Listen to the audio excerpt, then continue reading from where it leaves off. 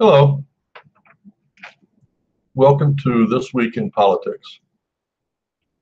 But today is going to be kind of a continuation of what we started the last time, which was 2 weeks ago. And here is the reasoning for these two programs. I was thinking one day about all of the corruption in our government, and I am someone who follows that pretty closely. So I was thinking, what about the average American out there?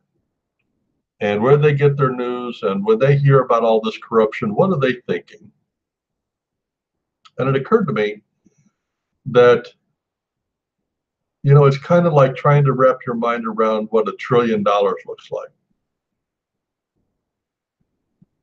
I mean, how do you do that? I don't know. And with the corruption in our government that has been exposed, it is just amazing to me. The scope, the width, the depth.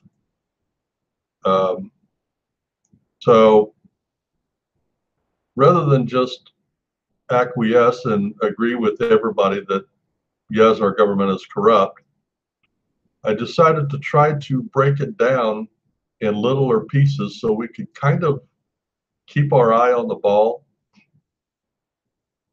And the last show we looked at was the crimes, misdemeanors of the scandals in the F.B.I. And when it was all said and done, there was 15 that we put our fingers on. And I believe that is just the tip of the iceberg. As these investigations go forward, I believe there will be more and more exposed. But that's 15 that we as the public know of.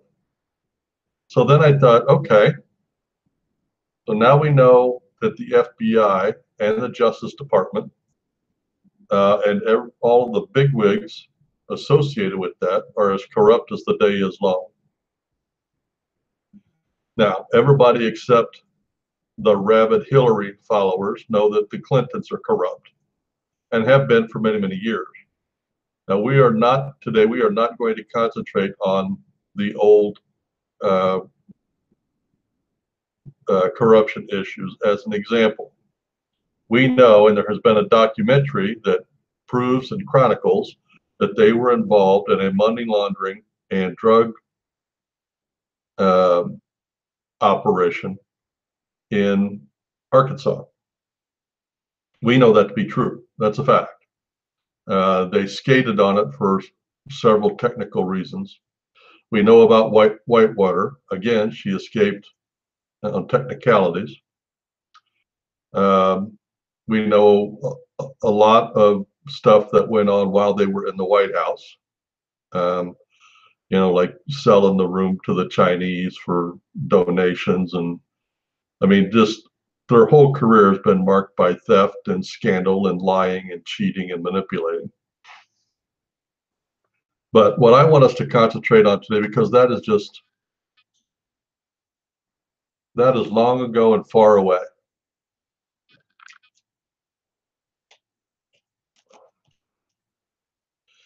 And she has managed to escape from those, as she probably will escape from the ones I'm about to do. And here's why. I believe that she first bribed many of those officials at the top that are corrupt and then blackmailed them. So that if they go down, if she goes down, they will go down with her. And I think that's what is protecting her right now. That's my opinion. But we know from the emails being leaked by WikiLeaks, by testimony in the grand jury, by testimony of other people, by comments made by the FBI director, and putting all the timeline together, we now know that what the scandals I'm about to cover are true and factual and criminal and felonies. And she deserves to be in prison. So without further ado, I'm going to go through these in some detail. And I want you to remember that these scandals are unique and strict to the Clintons. Now, there are other players involved, of course, but if you take this program in addition to the last program we did, and you can see that there are basically two spider webs of corruption going on, and they kind of meld together. Okay, you got the Clinton, and you got the Justice Department and the FBI, and they just kind of are wrapped into each other. But I'm trying to separate those out so that we can see when we say corruption, it doesn't look like a great big ball of mess. There are very intricate, very separate, very detailed people who are corrupt here, and they all need to be held accountable. So the first one I want to talk about is the Uranium One scandal. Now, this was brought to light by a book that was written by somebody who had done some undercover work. And here's basically how this scandal worked. First off, you have to understand the importance of uranium to the United States. Uranium is necessary for many parts of our self-defense, but the least of which is not nuclear weapons. Trump is getting ready to go through and modernize our nuclear weapons and to build any more. For every nuclear weapon, we need uranium, and we are not self-sufficient in our uranium. We have to take what we have plus import, okay? So Putin decided that he wanted to corner the market on uranium. And he came up with a grand scheme to do that. He wanted to get his hands on as much American uranium as he could. So here's what he did. He went to the leader of one of the ex-USSR countries. I think it was Uzbekistan. Don't quote me on that, but I think it was. He went to that leader, and that leader wanted to get some FaceTime with Bill Clinton. Now, this leader was in trouble, and he knew that if he could get time and exploit it in his country, that he could consolidate his power. So Putin contacted Bill Clinton, and said, Bill, go give a speech over in Uzbekistan and I'll give you $500,000. So why did Putin do that? Because the leader of that country said, if you can get me time with Clinton, I will give you the rights to all the uranium in my country. Okay. So for $500,000, Putin got Bill to go give a speech, and Putin got the uranium. Step one completed. So now Putin took that uranium deal, and he made a deal with a Canadian company to buy that Canadian company that was a uranium company. So Putin now owns a company in Canada, and all it cost him was $500,000 plus whatever the company cost. So Putin is right across our border and owns that company. So now how does he take that and put that together to get the Americans? Here's what he does. He uses the Canadian company to make the offer to buy Uranium One in the United States. Now, Uranium One controls about 20% of the US uranium in the country. This company is responsible for about 20% of it. So Putin uses this space company in Canada to make an offer on Uranium One here in the States. They work out a deal. Now, the whole time this is going on, Putin is bribing truck drivers, people at Uranium One, people in Canada, and the Clintons. So, because this company is going to be sold to a foreign entity, this sale, before it can be finalized, has to be approved by the federal government. And there is a committee that it has to go through. And guess who sits on that committee? Hillary Clinton. So as this deal is working its way through the system to get to this committee, a couple of things happen. Number one, Putin calls on Bill Clinton again and says, Bill, come to the USS or come to Russia and give a speech to our bank, and I'll give you $500,000 cash. So Bill goes, puts $500,000 in his pocket. About the same time that the sale needs to be approved and is in the committee that Clinton is getting ready to vote on, the company in Canada sends, are you ready for this? $141 million to the Clinton Foundation. And guess what? The sale gets approved. Now, everybody thinks that's the end of the corruption. My opinion is it is not, and here's why. Yes, it got approved, and yes, Bill was bribed. Yes, Hillary was bribed without question, but the sale was still not final. It still had to be approved by none other than Obama. Now, nothing's been investigated on Obama, not yet. But I have said all along that at some point, when somebody starts looking, they're going to find a pile of cash that Obama has been using that came from Russia to approve that sale. So, for 141 million in bribes to the Clinton Foundation, for 1 million in bribes to the Clintons themselves, for the price of the company in Canada, and the price of the company here in the United States, the Russian government now owns all of the uranium in Uzbekistan, all of the uranium that the company in Canada is responsible for, and 20% of the American uranium. So when the United States has to go to get uranium, guess who they have to go buy it from? Putin.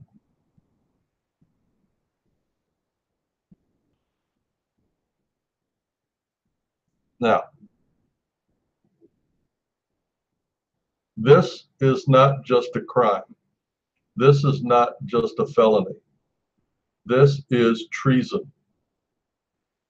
For $142 million, Clinton sold U.S. security to our enemy. She gave aid and comfort to our enemy without question. And the facts are there. This is not supposition. This isn't he said, she said. These are all facts, verifiable facts. This is treason. And I use this in another program, and I want you to think about it. Just because I say uranium, you don't think scandal. What if I said that Hillary Clinton sold 20% of our artillery to the Russians, or Hillary Clinton sold 20% of our aircraft carriers to Russia, or 20% of our arms to Russia? That would be treason. Why is it any different if I say 20% of our uranium that we need to make nuclear weapons? That's treason. So that's the first scandal. And again, this is not hearsay, or these are facts, verifiable facts. We know when the speeches were given. We know when the money was exchanged. We know how much money was given. We even have the FBI had a witness inside the organization in Canada that can verify the payoffs and the amounts and the plan and how it was to go.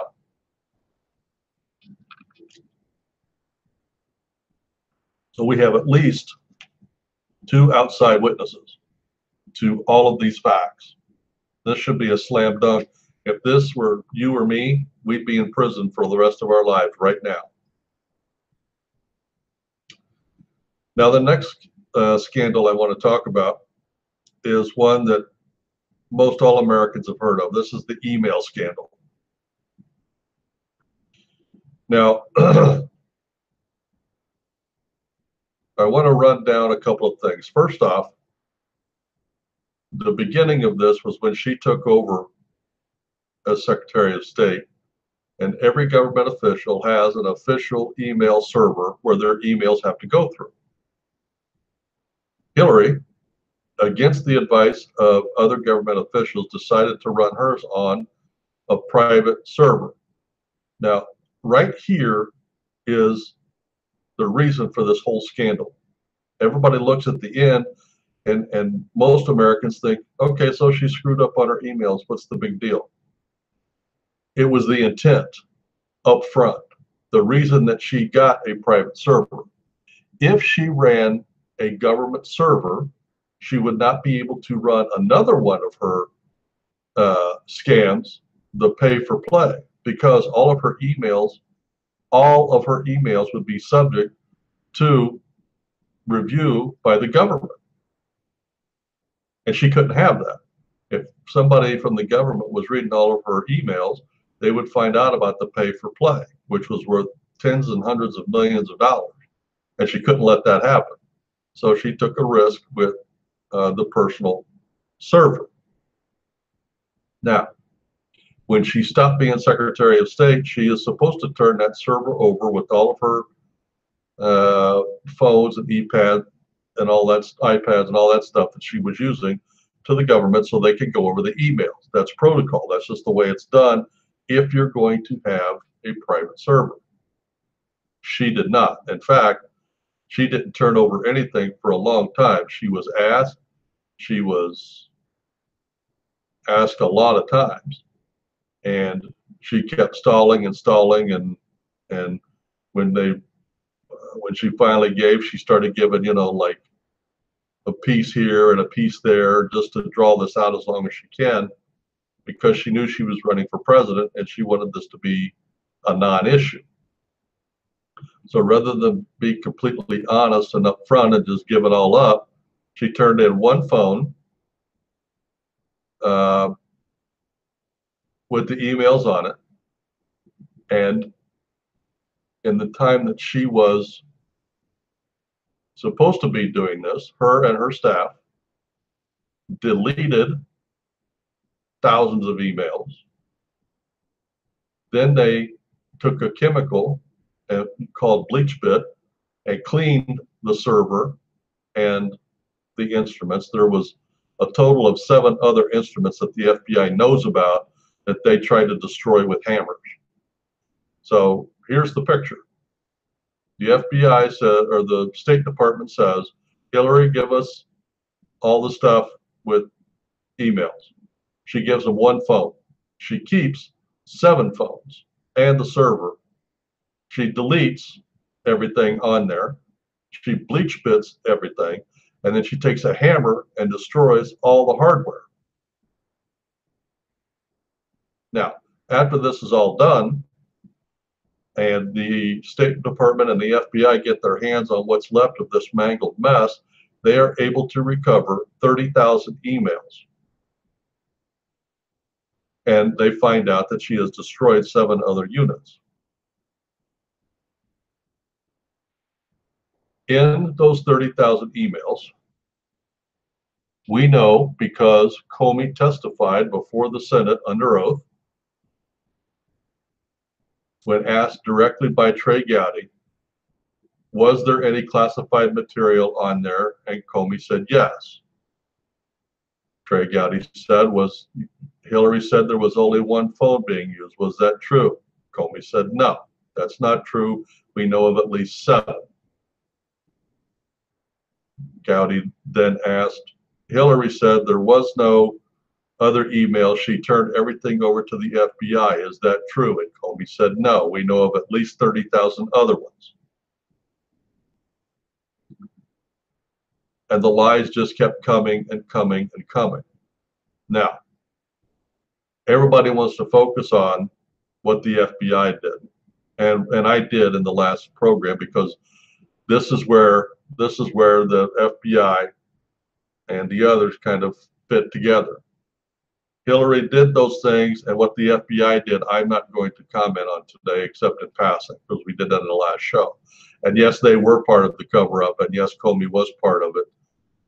But now, that wasn't the end of the email story. That's pretty much the end as far as the American public knows, because the mainstream media has not been covering this or any of the scandals. But before the election, Hillary Clinton's assistant, Huma Abedin, first off, was given immunity. A lot of the people around Hillary were given immunity by the FBI. For what reason, we have no idea, because there was no outcome. But Huma Abedin becomes important because her husband, Anthony Weiner, is picked up for sexting with the 16-year-old girl. They go in and take the computer, and on the computer, they find more emails from Hillary Clinton's server on his computer. Now, why they gave Huma Abedin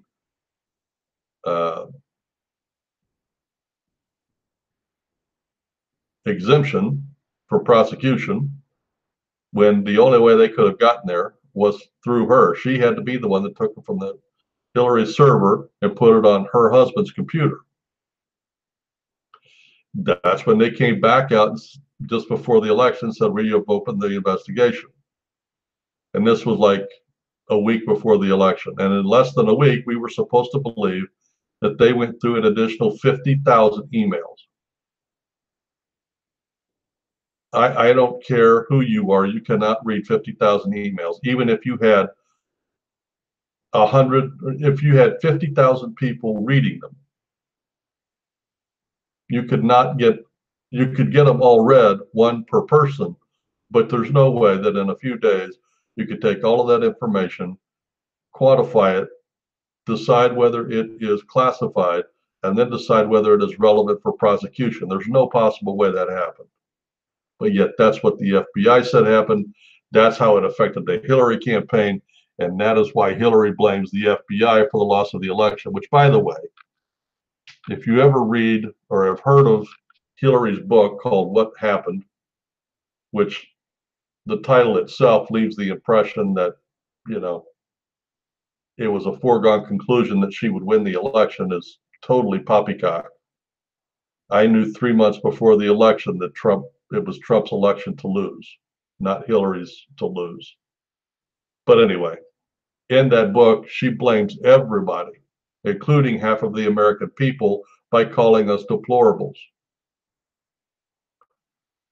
But one of the people she blames is Comey and the FBI for trotting this back out, when in fact, every one of these scandals we're covering is all because Clinton shoots herself in the foot. If she hadn't used the private server, none of this would have happened. If she hadn't been trying to cover up for the pay for play at the Clinton Foundation, none of this would have happened. If Huma Abedin had not used Hillary's server and tried to hide some of the emails, none of this would have happened. And yet Hillary believes everybody outside of her and her organization is responsible. Typical Hillary.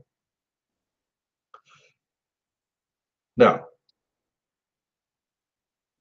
we covered that the FBI changed and was obviously on the take. The fix was in for Hillary. Now, why did that? I have my own theories that I can't prove. I believe she was using some of the money from the Clinton Foundation to pay off these high officials at the FBI and the Justice Department. And then once she bribed them, then she had them for blackmail. And that's how she was controlling them. That's what I believe happened. And that's how I believe she is remaining out of jail, which is also why I believe she will never see the inside of a jail. Because if she does, that's when the blood flow is going to start.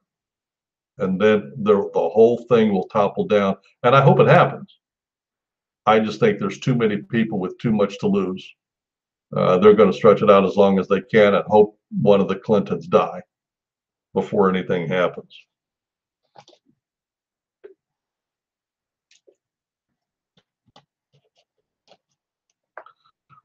So that's the email scandal in a nutshell. Now, the email scandal in and of themselves is punishable. It is jailable. It is a felony.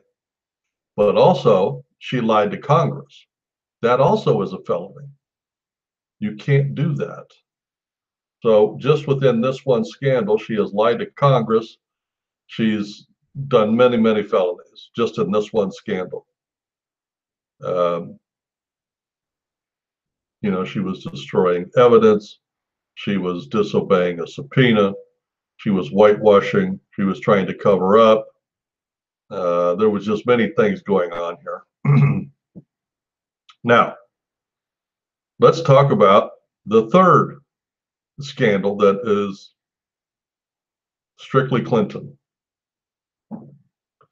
And this one is about a car dealership. Well, not dealership, but a car manufacturing plant that Hillary's brother was trying to put together.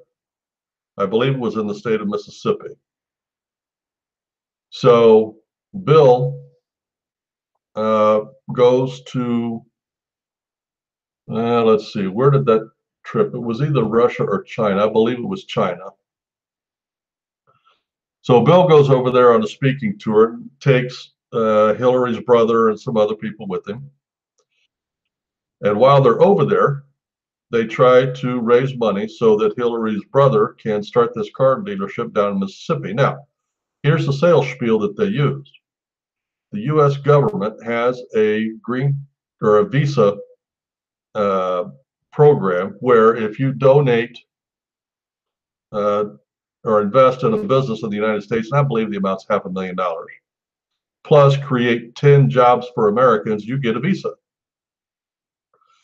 So Hillary or Bill and Hillary's brother went over there and was selling this to the rich Chinese over there. And they got quite a few people to buy it. I think there was like 20 of them that invested, which means they took $10 million from these Chinese.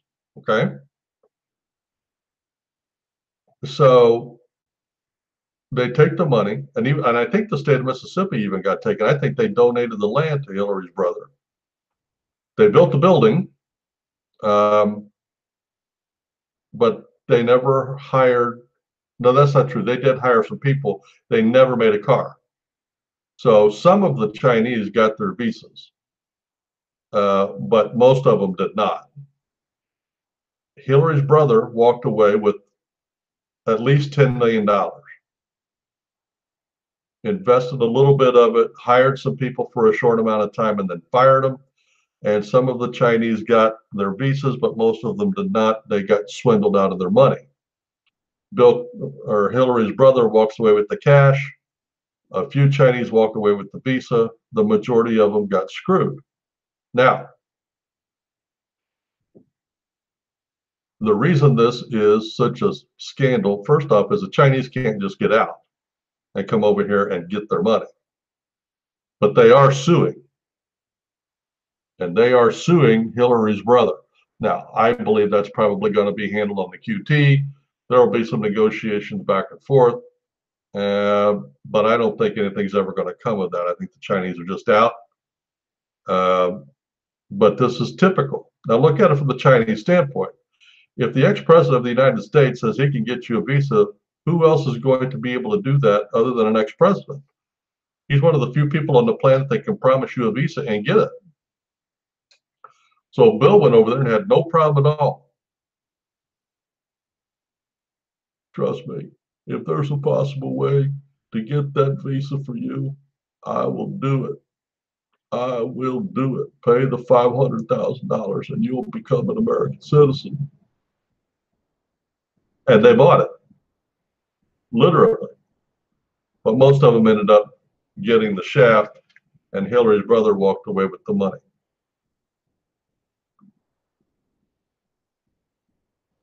Now remember, there was no car ever made. The whole thing went belly up before one car got made. That ought to tell you something. That was a scam from the get-go. And the only reason there was a building built was to prove that it was not a scam. All right, that's three scandals down that we know of that we can prove. Let's talk about the fourth scandal. This is called the pay for play in the Clinton Foundation.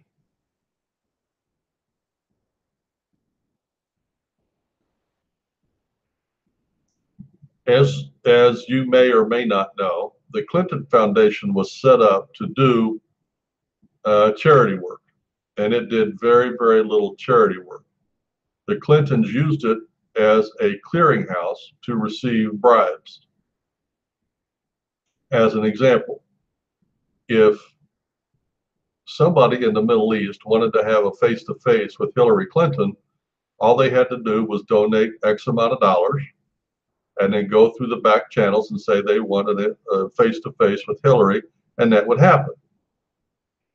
Now, how do we know this happened? Because we know the dates and the amounts, who donated the money, and then we also know what Hillary's appointment schedule was. And there was one from United Arab Emirates that we know of, and there was another one, I believe, from Bahrain that we know of that donated millions and millions and millions of dollars. And they were donated on a regular basis. And the more likely, the more money they donated, the more likely they were to get their favors. And it wasn't just face-to-face time. There was an arms deal that was approved, and I can't remember the name of the country. It might have been Lebanon. I'm not sure. But whatever the country, it was the Middle East. It was an arms deal that was being held up that needed to be approved by the Secretary of State. She held approval up. They got messages, through the back channels. Hey, you want this arms deal to go through? You need to throw a little cash towards the Clinton Foundation. They donated the cash, and immediately the arms deal was approved, and off they went. And these types of things went on over and over and over. We know this to be facts. Um,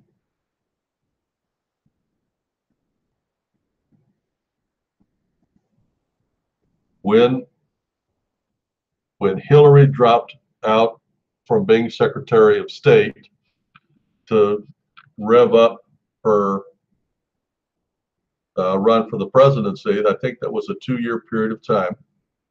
And in that 2-year period of time, the money was just flowing into the Clinton Foundation because everybody, all the leaders around the world knew that she was going to be president, and the more money they donated, the more likely they were going to be able to get whatever they wanted from the president of the United States. That's a valuable, valuable tool. I mean, if you're the leader of a country and you want something from the United States, and you know that you can get it by giving money, you're going to do that. Well, that's what was happening. Now everybody says, oh, those are just coincidences. You can't prove that happened. Pay for play is just he said, she said. Okay, well, let's follow that logic. So the Clintons leave the White House basically broke. 8 years later, well, 16 years later, they're worth hundreds of millions of dollars, hundreds of millions, okay? And she's still a government employee, and Bill only makes $500,000 per speech. That money came from somewhere, and it came for something. And here's the linchpin. As soon as she loses the presidency, Clinton Foundation closes. They can't raise any more money because they have nothing to sell. They weren't doing enough charity work to get any donations for charity. They didn't have any influence they could sell because Clinton wasn't going to be president. So all the leaders around the world stopped giving money to the Clinton Foundation. So they had to close it. That speaks volumes. That fact alone proves that there was pay for play. Now, is it illegal to accept money for favors as a government employee? Absolutely. That's called bribery. Is it illegal to accept money for speeches when your spouse is doing favors for foreign governments, especially enemies of the state? Absolutely.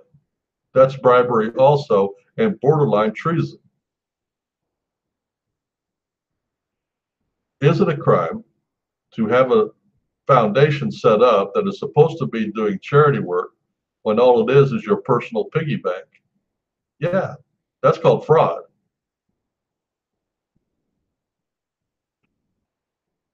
Is it illegal to have foundations set up under the name of the Clinton Foundation around the world and not have the proper paperwork set up with the IRS or any other government in the world? Yeah, that's called fraud. This whole Clinton Foundation pay for play is all a fraud. It was set up as a fraud, it was managed as a fraud, and because of this fraud and the way it was set up, that is why Clinton had to have a personal server so that these transactions that were done via the telephone, computer, text, or email could not be tracked back through the federal government. It went through her personal. That's how we know that it was premeditated and how it was set up that way. Again, it all intertwines, and when you look at the whole picture, it's very easy to see what was going on here. So that was the fourth scandal, the recent scandal that we know that went on with the Clintons. Now, let's take a look at the fifth Clinton crime.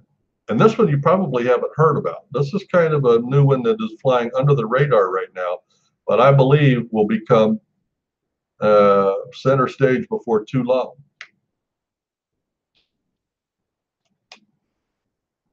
Now, the Democratic National Committee was being run by Debbie Wasserman Schultz, or as I like to call her, Debbie What's-Her-Name Schultz. And under her leadership, during the presidential campaign, she was in bed with the Clinton Foundation. And she had basically run the DNC broke, giving all the time, effort, energy, and money to the Clinton Foundation. So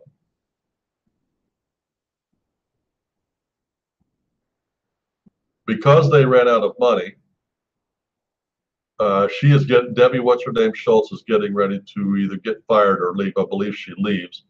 But she makes a deal with Hillary Clinton and the Clinton Foundation. And the deal goes something like this. Clinton will come in and personally run the DNC. And she will put the DNC on a budget. And the Clinton Foundation and the Clinton Election Committee will fund the DNC. Okay, that's illegal, okay? Because had she become president, she would have become head of the DNC. That's true. She wasn't president yet. She wasn't even the Democratic nominee.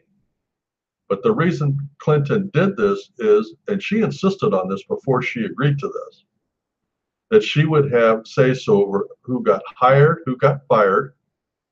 Every operational thing that happened in the DNC had to be run by Hillary Clinton.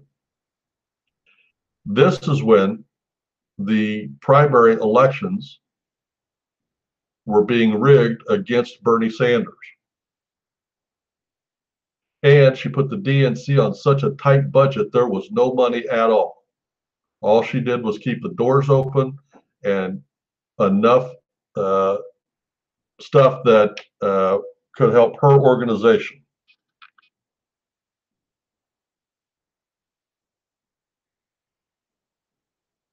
After this agreement is made, Barbara Brazil comes in, becomes the supposedly head of the DNC. When she gets in there, she finds out that they are broke, that Debbie What's-Her-Name Schultz made an agreement with Hillary Clinton and the Clinton Foundation, and that the Clinton Foundation runs every single detail of the DNC. Now, how do we know this?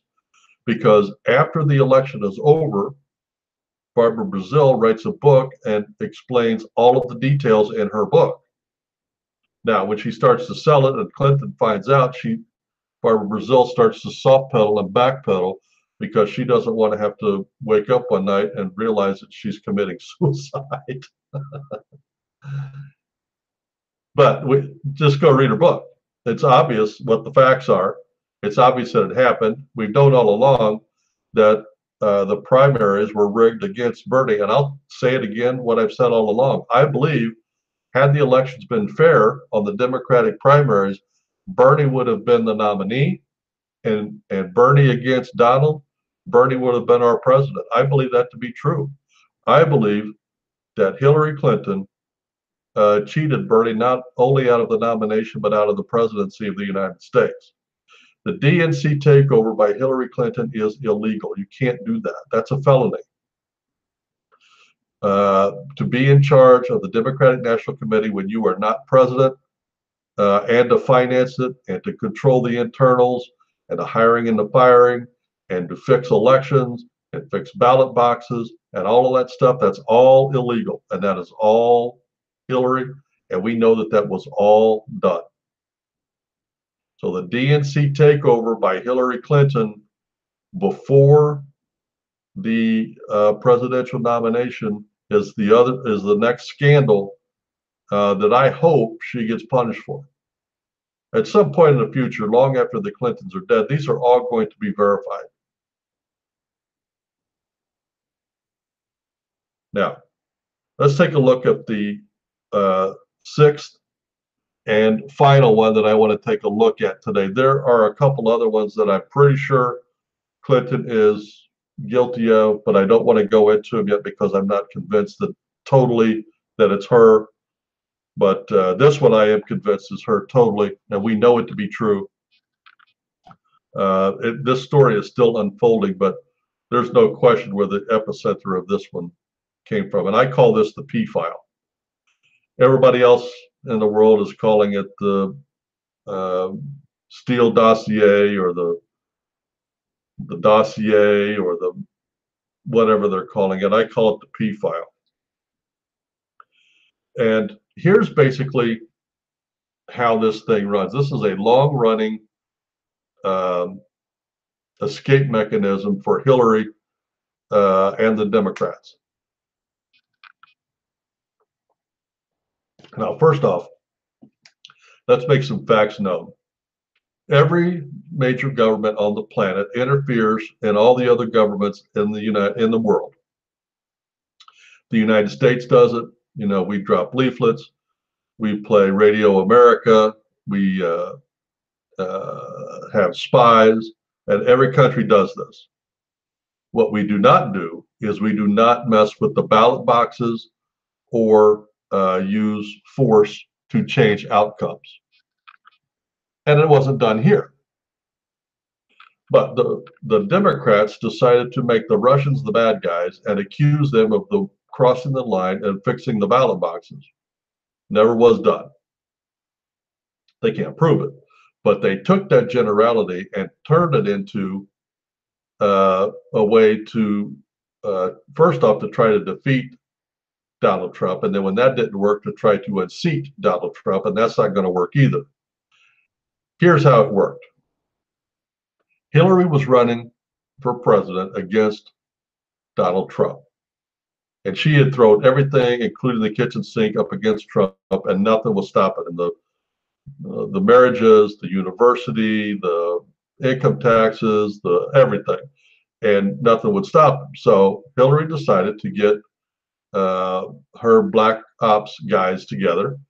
And now, who actually wrote the dossier is still up for conjecture. I believe Hillary's black ops guys actually wrote it, but their reputation was garbage, and everybody in the press knew that. So they needed somebody who had a good reputation. And now remember, again, this is how this all works together. Remember, Hillary controls the DNC. Okay.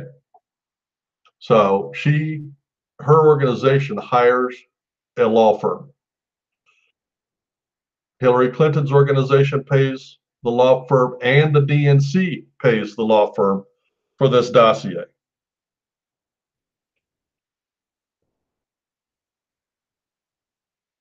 The reason they hired the attorneys is this: it is illegal for a somebody running a political campaign in the United States to use a foreign operative to do oppositional research or dig up dirt for an American election. That's illegal.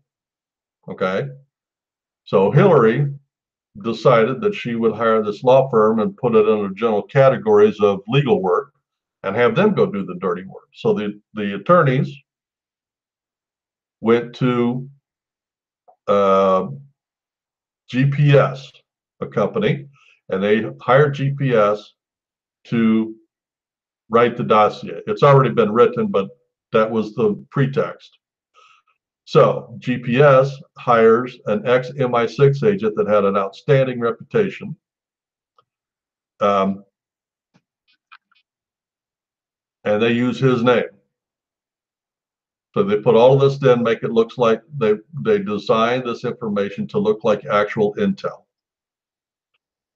They give it back to the FBI. The FBI tries to sell it to the press. They won't take it because it's so obviously lies.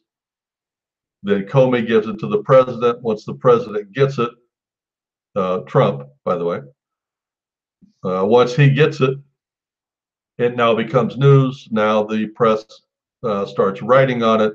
And so now we have this P file out, and everybody knows it's phony, but they're all taking it seriously because everybody involved in the press, the establishment, they all want Trump gone. They're looking for any reason to get rid of him, and this is an opportunity to do that. So they're going to treat this information like it's real. Okay. Now,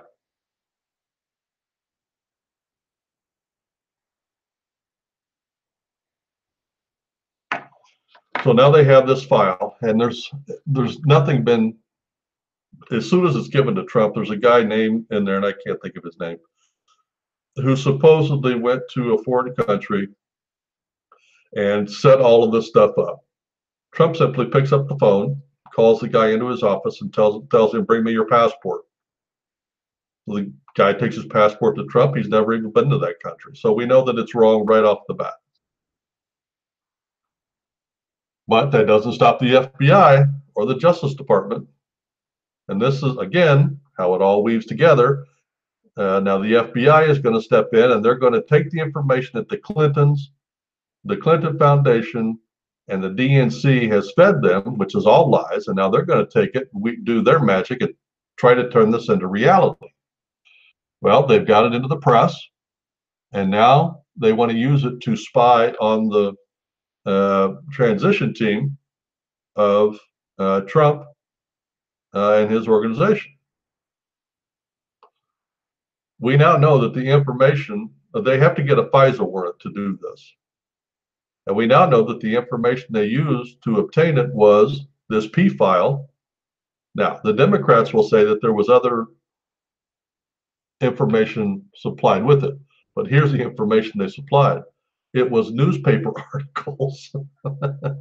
So here's what happened. So the file gets leaked to the press. The press writes an article on it. Then the FBI takes the file plus the articles and goes and gets the FISA warrant. It's all lies. It's all lies. But the FISA judge doesn't know this. He takes it as truthful. He gives them the warrant. They start spying. Now, where they're doing, the Obama administration now says, see, because there's a law that says if you spy, see, you can use that on American soil, but you can't name the Americans, and you can't say Tom Smith said this. You have to say American number one, American number two. So intel starts coming in. The Obama administration wants to know who's talking to who, who's saying what in the Trump administration. So now they have their administration go to the FISA court and say, we need these people unmasked. Unmasked means instead of American number one, we want to be able to say that's Tom Smith, that's Billy Bob, that's Joe Bob, so that now we know who's talking to who, every word that somebody is saying all the way through.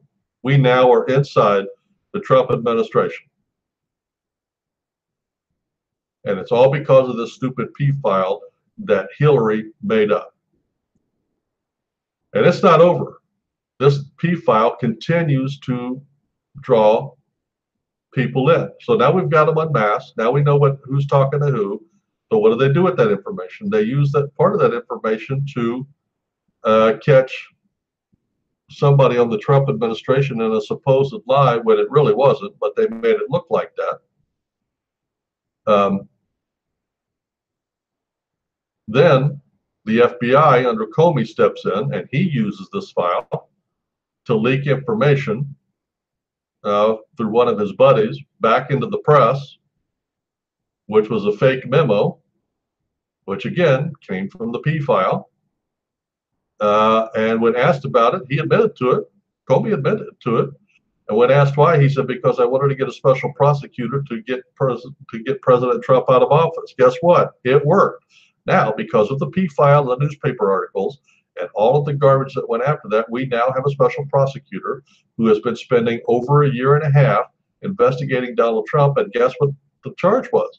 Russian collusion. There has been nothing. There's no Russian collusion. Bob Mueller has put together for a year and a half the A-team of dirty tricks, left-leaning lawyers that if there was any speck of anything, they would have found it. They've got nothing. And it's all because of this stupid P file.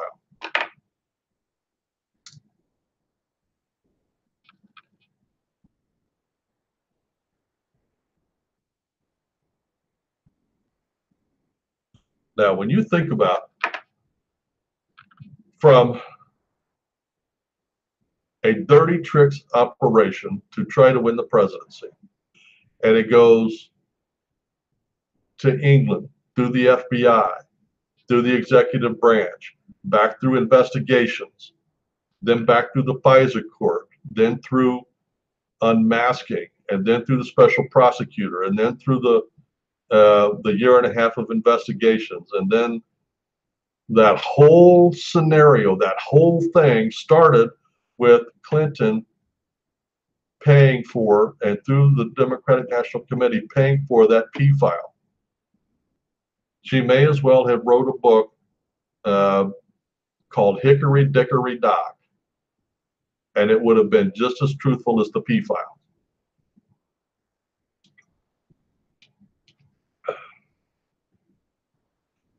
That is so, there are so many felonies, so many laws broken, so many things done wrong just on this scandal itself. And I don't think this was done being played out. There's going to be a lot of people involved in this when it comes out who knowingly took this lying piece of garbage called the P file and turned it into something that it wasn't, just to try to get Trump. So those are the 6 scandals, recent scandals, that we know of, that we can prove, that we have the facts, that right now, with a special prosecutor, could have Clinton in jail inside of 6 months without question. Comey himself said that she was guilty on the email thing. He built the case and then at the last minute backed out for prosecuting her. So we know that a special independent prosecutor could go in there, pick up that ball, have her prosecuted, and in prison in 6 months with no question.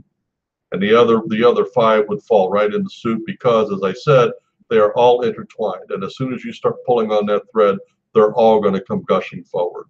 And I believe there's a couple of more scandals in there that Clinton is involved in that have not been brought out yet. But I can't prove those, and I'm not sure. But I'll keep watching, and when I'm sure, I will bring them to you.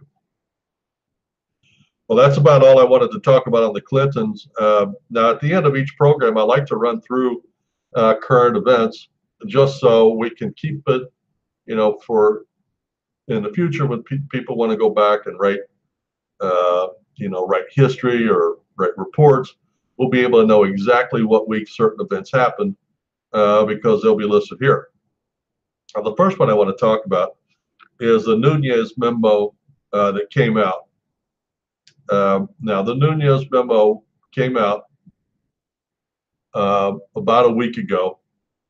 And what it did is it stated in no uncertain terms the crimes that the Clinton and the DNC did with the Steele dossier that we just talked about, and that the FBI and the Justice Department were all in cahoots, and it was verified in this memo. And the reason they did the memo was so that the information would be transparent and not be able to be blocked by the DNC or the FBI, which is great.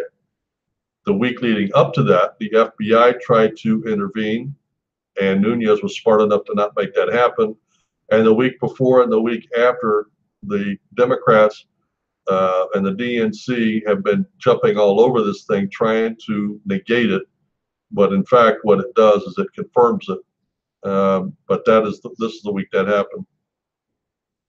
Also this week, the House and Senate passed a federal budget for 2 years.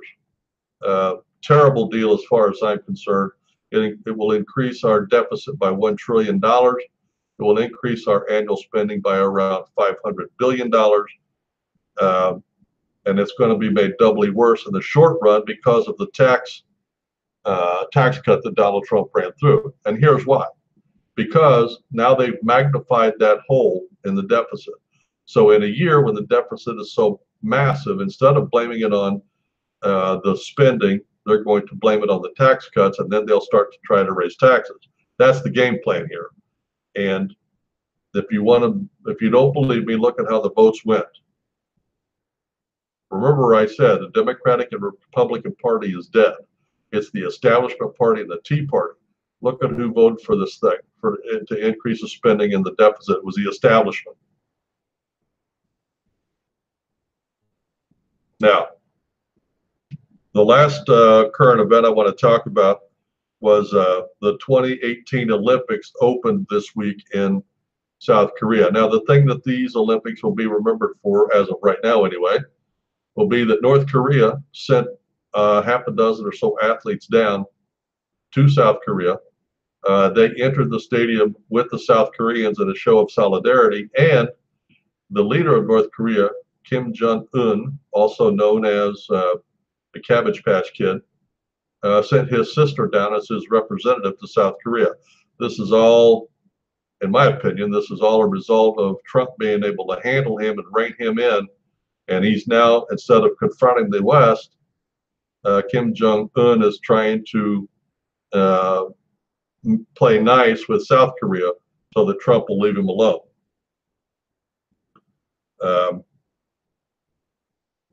I believe it's just a result of outstanding statesmanship by Trump and the fact that Kim Jong-un understands exactly what the consequences are if he doesn't sit down, shut up, and be still.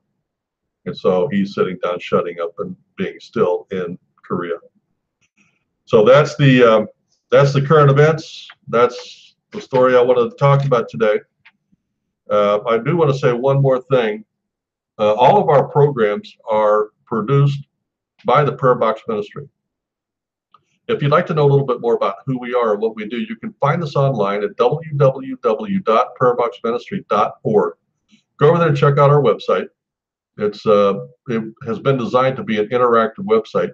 You can go over there. All of our programs are streamed over there. You can join a prayer club. You can have somebody read the Bible to you. You can watch videos. Just a lot to do over there. Go over there and check it out. It's prayerboxministry.org. And if you like our program, please subscribe to us. Frankly, I do this show because I enjoy it, and I need an outlet to be able to do that. But some people tend to judge you based on your subscribers. So if you like it, please subscribe, please share. Pardon me. Well, that's a program from this week. You have a great week. I look forward to next week when we sit down and talk about this week in politics.